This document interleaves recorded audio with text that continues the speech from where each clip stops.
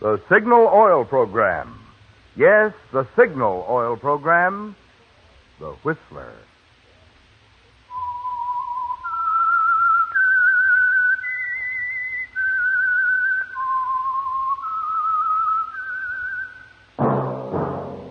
That whistle is your signal for the Signal Oil Program, The Whistler.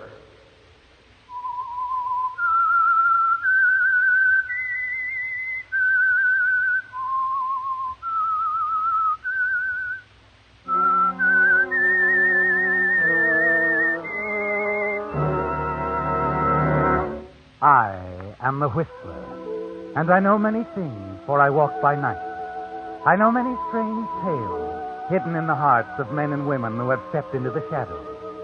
Yes, I know the nameless terrors of which they dare not speak. Yes, friends, it's time for the Signal Oil Program, The Whistler, rated tops in popularity for a longer period of time than any other West Coast program in radio history. And Signal gasoline is tops, too, tops in quality. It takes extra quality, to give you extra mileage. And Signal is the famous Go Farther gasoline. So look for the Signal circle sign in yellow and black that identifies independently operated signal stations from Canada to Mexico. And now the Whistler's strange story. Deal with Death.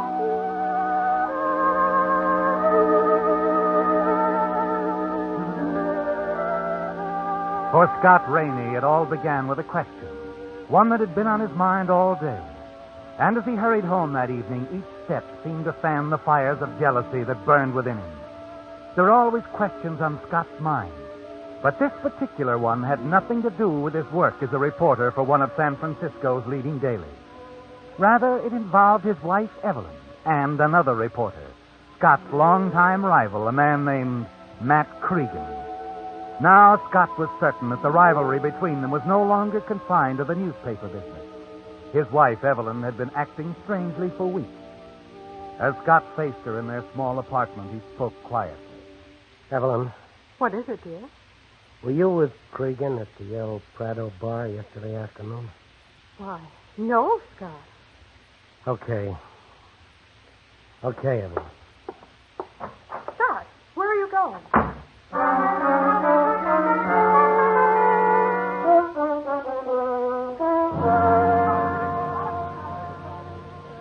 I guess it's all pretty boring. Hey, Gus? What is? Oh, listening to guys crying out their domestic troubles to you over the bar? All goes with bartendering.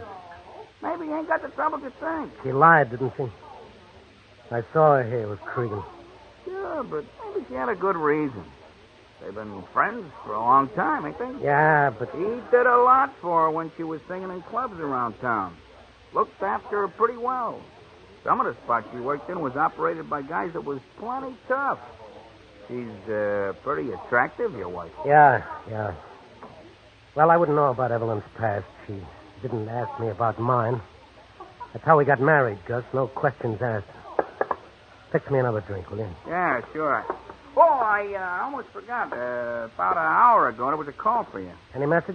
Fella didn't leave one. He said he'd call back later. Well, I'm not sticking around much longer. Hiya, Gus. Oh, Al. It's about time. My dogs are killing me. Look, you're supposed to relieve me at 8 Hello, o'clock. Scott. Hi. Sure, Gus. Only there was a roadblock. Little excitement down on the waterfront. What kind of excitement? Fire in one of them cheap hotels. You didn't stop to find out how it happened? Nah, I didn't want old Gus here to overwork. It's the first time I ever bothered you. I think I'll get down and have a look. What do I owe you, Gus? You already caught the last one. Always on the beat, huh? A reporter is only as good as his last hot story. This one ought to be hot enough anyway. A fire. Ha! I'm sorry you came.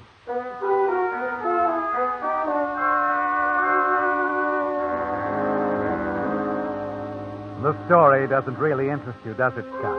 Just something to keep your mind off Evelyn. The jealousy you feel about her friendship with Matt Cregan. The fire at the cheap waterfront hotel is all over when you get there. Only a few people around, curiously looking on. In the lobby, you see someone you know, Lieutenant Shaw, a police detective. His reaction to seeing you is somewhat startling.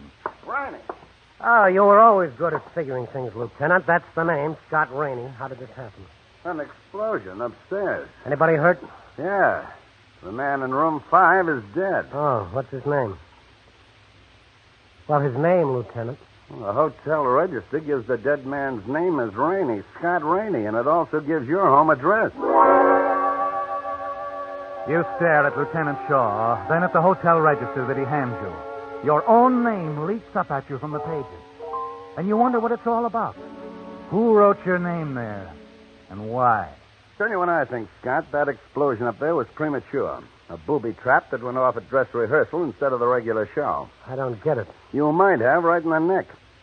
You could have been the intended victim. Somebody figured on getting you up to that room. But why? Well, that's the tough part. The rest is easy. There's enough evidence left to convince me it was a rigged-up deal, wires connected to the wall heater. Hey, wait a second. Huh? I got a call tonight. Gus's bar. Some guy said he'd call back. Maybe he never got the chance. He may be the guy who was setting the trap, only it went off in his face. He was probably going to get you over here in a phony tip. What was he after? Are you trying to kill me? Frame me? What? Listen, Scott. Maybe this sounds crazy to you, but I have an idea. How about playing dead for a while? Playing dead? Just keeping out of sight for a day or two. Give us a chance to dig deeper into this thing, figure out what it's all about. Yeah, but a couple of guys know I'm not dead. Gus and Al, the two bartenders at the El Prado. Oh, we'll handle them all right. The person who'll do the worrying is the one who planned this thing. Let's not give it away until you think it over. Oh, here they come. Duck into this room. I'll talk to the other reporters. Go on inside. Well, hiya, boys. What can I do for you? Anything big to this waterfront fire, Lieutenant? How come you're looking into it? Not a homicide, is it?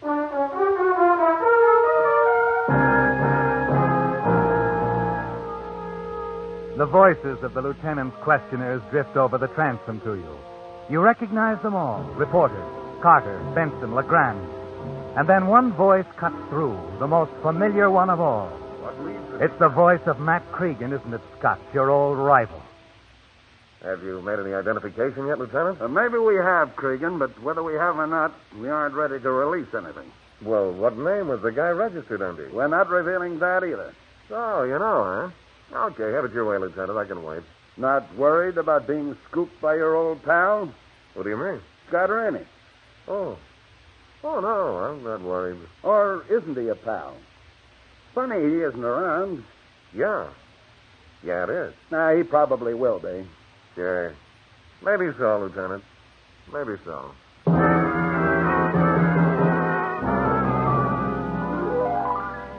Something in Cregan's tone bothers you, doesn't it, Scott? He isn't worried at all. You're sure of it. And suddenly you've made up your mind about something else. When the other reporters have gone, you have an answer ready for the lieutenant. I've decided to string along with you, Lieutenant. I'll play dead for a while. Just tell me what to do. You don't do anything, Scott. Just keep out of sight. The body will remain unidentified. We'll let whoever did this sweat a while. He might get careless, make a mistake. When we break the case, the story is all yours. Okay, Lieutenant. But the story is only part of what I'm after.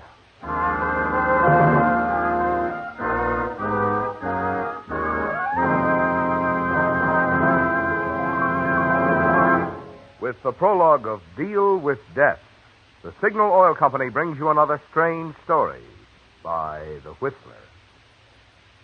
If, like most car owners, you'll be using tomorrow's holiday for a drive somewhere, you'll also be seeing a lot of Signal service stations. So it occurred to me that you might like to know a little more about this friendly organization which brings you The Whistler. Well, first of all, Signal products have always been sold only through independently operated stations. The reason? Signal Oil Company believes that a man who has his own business naturally has more incentive to serve you better. And secondly, because you want top-quality products for your car, each individual Signal station is backed by an organization which serves the many hundreds of Signal dealers throughout 6 western states, with facilities to bring you every latest advance in petroleum science. Obviously, drivers must like this combination of Signal's personalized service, plus fine-quality Signal products, when you consider how fast Signal has grown into an organization serving the entire West Coast from border to border. To see for yourself one of the good reasons for this increasing popularity, drop into a Signal station tomorrow. Fill up your tank and discover how you go farther with Signal.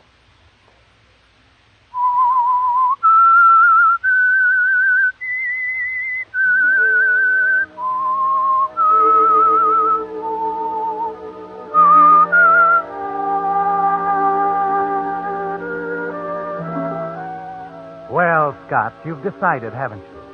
Agreed to play dead for Lieutenant Shaw to give him an opportunity to investigate the strange motives behind the explosion in the Waterfront Hotel in an attempt to kill you. There's something intriguing about the whole idea, isn't there? Keeping out of sight, sitting back, watching, waiting for development. And you'll be especially interested in the reaction of two people, Matt Cregan and your wife, Evelyn. Look, Scott, I'm going back to headquarters and see how the boys are coming along with the dead man's prints.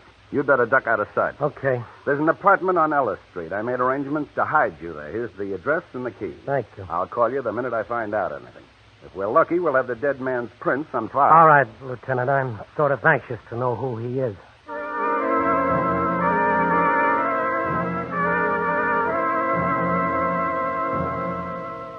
It's important to you, isn't it, Scott, to know who the dead man is? The man you're certain set the death trap for you in that Waterfront hotel room. What's more important is Matt Cregan. And on your way to the hideout, you see him walking up the street ahead of you. You follow Cregan as he wanders around the Waterfront district, looking into one bar, then another.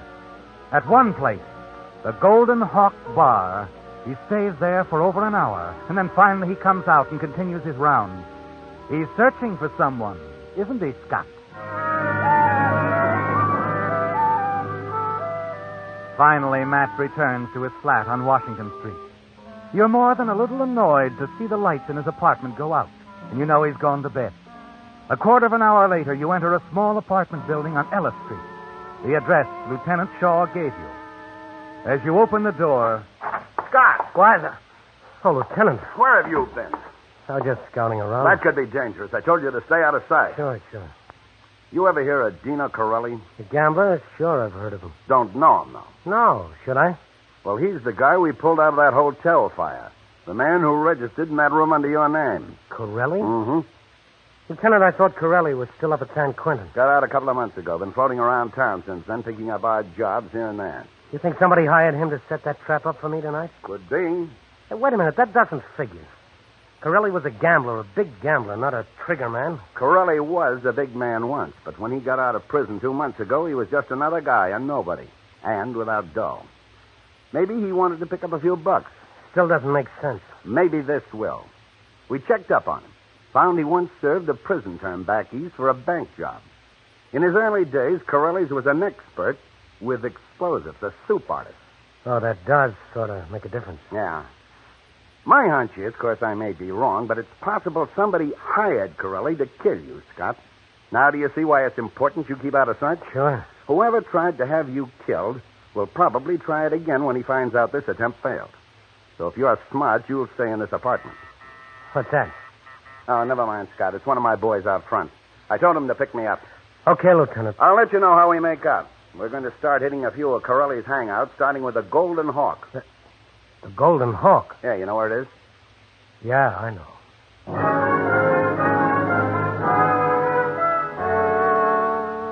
It's beginning to add up, isn't it, Scott? The Golden Hawk Bar, one of Corelli's hangouts. And that's where Matt Cregan went tonight, looking for Corelli. You're sure he's involved in the attempt on your life, aren't you, Scott? You're certain Cregan's in love with your wife. But there's no proof of it yet. And that's what you need, proof, before you can make your move to handle Cregan in your own way. You pick up the telephone and dial. Too dangerous for you to leave the apartment, so you're going to need someone to help you. The sort of help that a police informer like Jerry Harris can give you. Hello? Hello? Oh, just a second. Will you, baby? Hello? Jerry, this is Scott Rainey. Oh, hi. What's up? Don't let anybody know you've talked to me, Jerry. Got a little job for you. Well, look, pal, I'm sort of tied up at the moment. Baby. Well, this can wait till morning, but that's all. Morning, huh? Well, I got some things on fire for tomorrow, pal. I don't think I'll be able Still on to... parole, aren't you, Jerry? Yeah. Why? There are certain things guys on parole are not supposed to do, Jerry. You get what I mean? I think so. What do you want me to do? Nothing that could hurt you. Just tail a guy. Matt Cregan. Cregan, the reporter? Yeah. Let me know what he does, where he goes, who he sees. That's all. And keep your mouth shut. Okay. Keep in touch with me at this number. Lafayette, 8971. You got it? Yeah, I got it.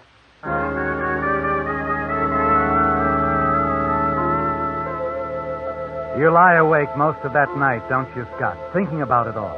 Cregan, the death trap, and Corelli. Again, your thoughts turn to your wife, Evelyn, and you wonder what part she had in the attempt on your life. Or if it was just Cregan's idea.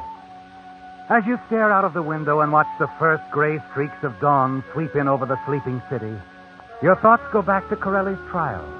10 years ago, wasn't it? You lean back in the heavy chair, close your eyes. You remember the trial well. Matt Cregan, covering the case, was the only reporter who believed Corelli's story, and he played it up big. Perhaps that's the reason why Corelli was willing to return Cregan's favor and set up your death trap. Yes, that's what you're thinking about when somehow you doze off. It's almost noon when the phone wakens you. It's Jerry with a report on Cregan. First Cregan dropped around to your newspaper. Then he hit a half a dozen restaurants. Spent a couple of hours at the Hall of Justice. Then back to his paper. Then out to your house. My house? Well, yeah. Okay. Then what? Well, he's still there. I'm calling from the drugstore on the corner. All right. Stay with him. Cregan's checking up on you, isn't he, Scott? As long as the body at the morgue remains unidentified, he doesn't know for certain if you're really dead.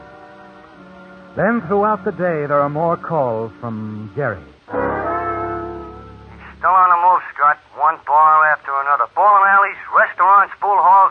Half a dozen times today, he's been to the same apartment on Bush Street. Whoever he's calling on here, don't answer. He's at the El Prado bar now, Scott. Your wife is with him. Cregan's still looking, Scott, only now I know who he's looking for. A guy called Dino Corelli. That explains why Cregan's been trying that apartment on Bush Street all day. That where Corelli lives? Well, not officially. To the law, he's got a furnished room on Fillmore. Only what they don't know is that Corelli has another place to hang his hat. A little apartment on Bush, listed under the name of Carr. What's the address? 671, apartment 3. Okay. Where are you now? At the Palm Grill, just a couple of blocks down the street from you. Cregan's having his dinner. But don't let him out of your sight. Yeah? Nothing. Nothing at all, Jerry. It hits you suddenly, doesn't it, Scott? All Jerry has is the phone number of your hideout. Yet he knows where it is. He said he was calling from a restaurant only a few blocks away from you. You wonder if Jerry is planning to double-cross you. You've got to find out now. It's dark out and you decide to chance it. You leave the apartment, hurry down the street, and finally you're standing in a darkened storefront across the street from the cafe. You've only a few minutes to wait, and then you see Cregan and Jerry come out. Cregan is doing the talking.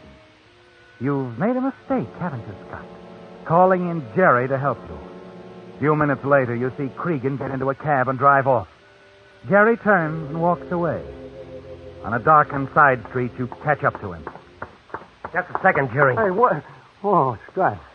What were you and Cregan jawing about back there? Oh, he's got wise. He told me to quit telling him or he'd shut my ears down. How did you know I was in that apartment on Ellis? Oh, that? Oh, it's easy. I remember the phone number. I was up to the apartment a couple of times doing a little job for Lieutenant Shaw. Okay. How did Cregan tumble to you? Well, I guess I got too close to that phone booth and he spotted me. He was calling somebody? Yeah. Some dame kept calling him honey. From what I overheard, he's figuring on blowing town with her tonight. I heard him say he had 2 tickets for the 11 o'clock plane. Oh, leaving town, huh? Listen, Jerry, meet me at Corelli's apartment right away. Well, what do you want me for? Well, apartments usually have locks. I can use your talents.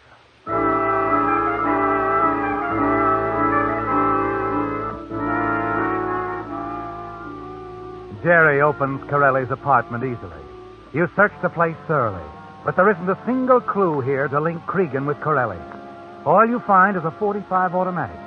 You slip it into your pocket, glance at your watch. Only 2 hours left before Cregan catches his plane. And you're pretty sure you know who the second ticket's for. There's nothing else to do, is there, Scott? You've got to face him, have it out, before he gets away.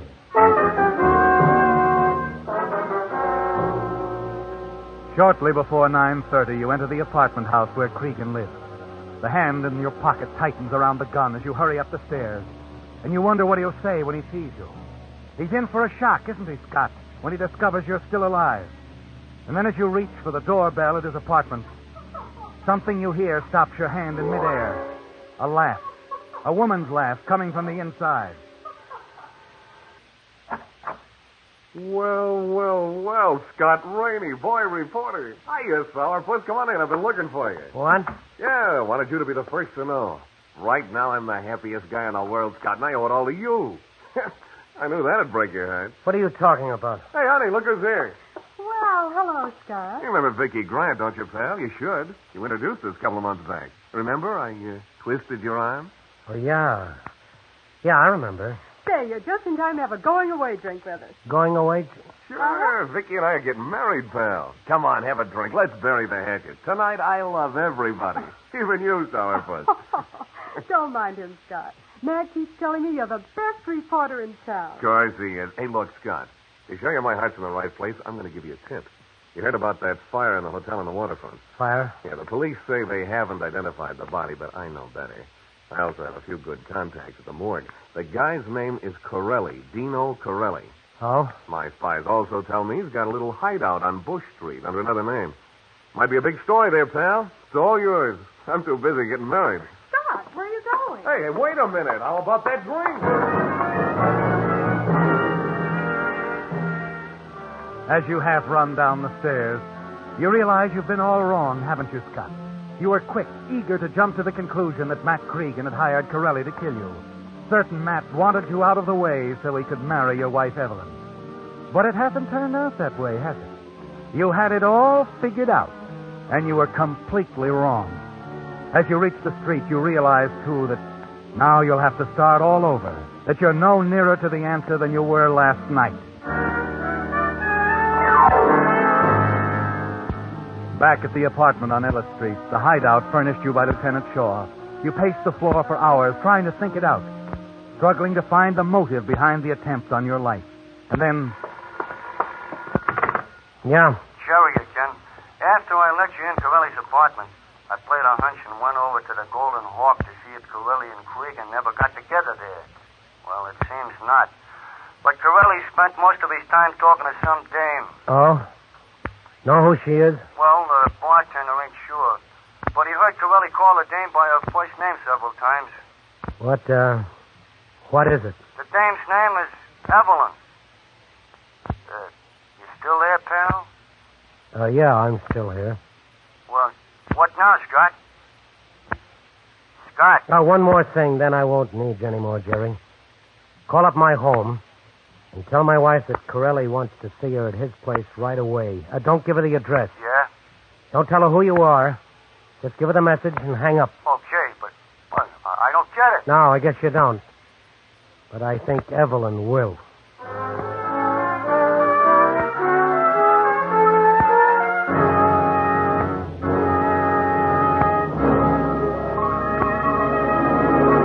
The Whistler will return in just a moment with a strange ending to tonight's story.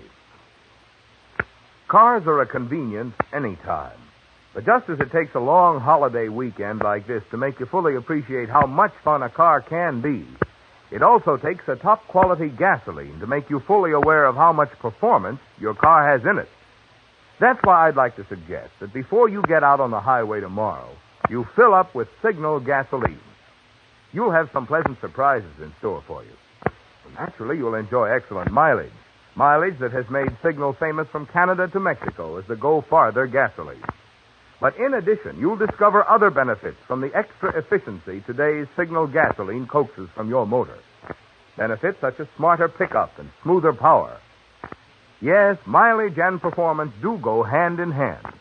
So for the tops in driving pleasure, fill up with Signal and go farther.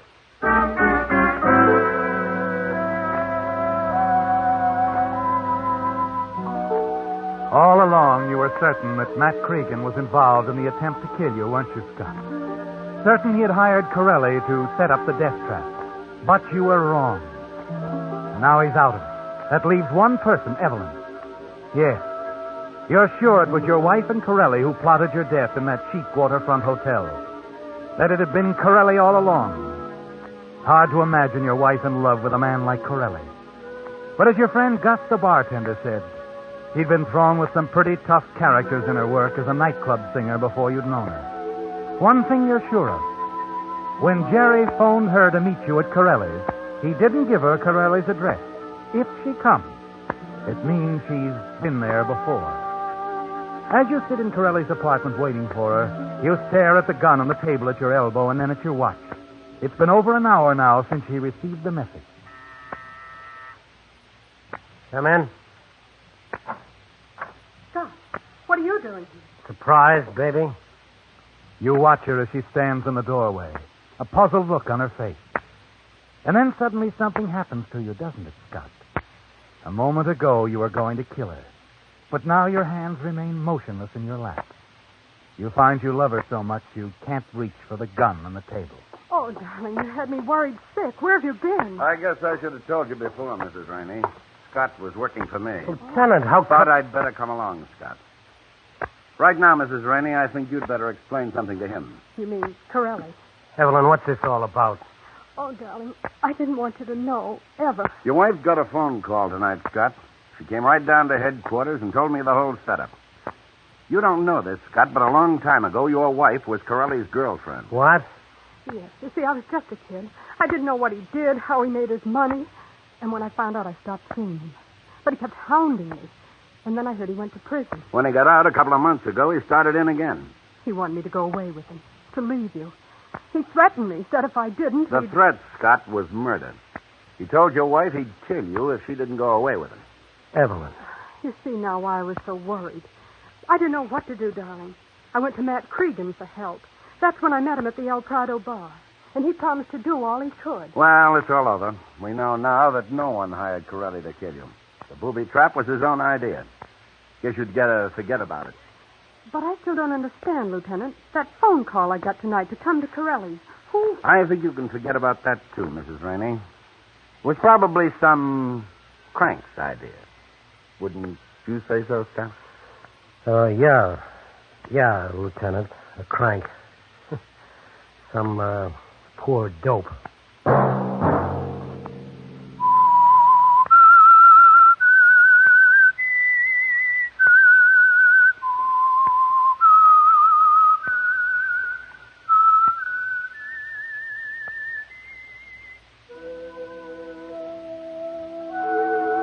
Let that whistle be your signal for the Signal Oil program, The Whistler, each Sunday night at this same time. Brought to you by the Signal Oil Company, marketers of Signal gas.